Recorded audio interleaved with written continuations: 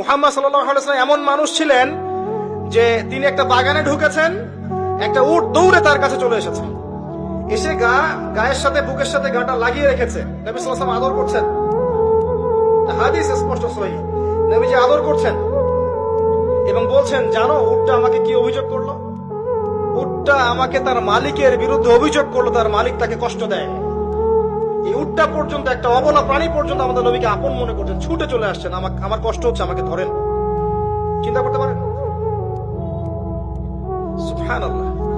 নবী সাল্লাল্লাহু আলাইহি ওয়াসাল্লাম যখন মসজিদ নববী নির্মাণ করেছেন, ওখানে একটা খুঁটি ছিল, না অনেকে জানেন, খুঁটি ছিল। যখন মিম্বর এসেছে, মিম্বর, তখন তিনি মিম্বরে দাঁড়িয়ে বয়ান করা, খুতবা দেওয়া শুরু করেছেন।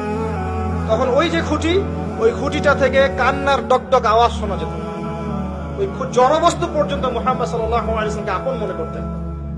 মুসলিমদের যে কোনো সমস্যা তারা মুহাম্মদ সাল্লাল্লাহু আলাইহি ওয়াসাল্লামের কাছে যেতেন, বলতেন, তার সাধ্য মতো সেটা সলভ করে দিতেন। একবার নামাজে দাঁড়িয়েছেন মুহাম্মদ সাল্লাল্লাহু আলাইহি ওয়াসাল্লাম, ইকামত হয়েছে, ইকামত হওয়ার পরেও তিনি বাসায় চলে গেছেন। সাহাবীরা জিজ্ঞাসা করলেন, ব্যাপারটা কি?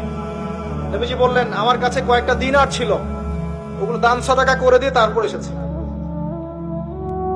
কি বুঝছেন? কিছু মানুষ এসেছে, জীর্ণ শীর্ণ, খাবার নাই, কাপড় নাই, নবীজিকে বলছেন, নবীজি সাল্লাল্লাহু আলাইহি ওয়াসাল্লাম, আমরা এই সমস্যায় আছি। নবীজি দেখে এত মায়া লাগলো, চোখ দিয়ে দরদর করে পানি পড়তে লাগলো। তিনি সাহাবীদেরকে বলেন, হে সাহাবীরা, তোমাদের মাঝে কি দানশীলরা নেই? নিয়ে আসো, তোমাদের কাছে যা আছে নিয়ে আসো। সবাই কিছু কিছু করে আনা শুরু করলো। আস্তে আস্তে আস্তে আস্তে স্তূপ হয়ে গেল সম্পদে। এটা দেখে নবী সাল্লাল্লাহু আলাইহি ওয়াসাল্লাম হেসে ফেললেন। এটাই তো সেই হাদিস যে কেউ ভালো বেদাত চালু করলে এটার হাসানা পাবে, এটাই সেই হাদিসটা। তো নবী সাল্লাল্লাহু আলাইহি ওয়াসাল্লামকে সাহাবীরা আপন মনে করেছেন। এখন কাকে আপন মনে করবেন আপনি? আমাকে? আমার মধ্যে তো নবীর সুন্নতের 5%ও নাই।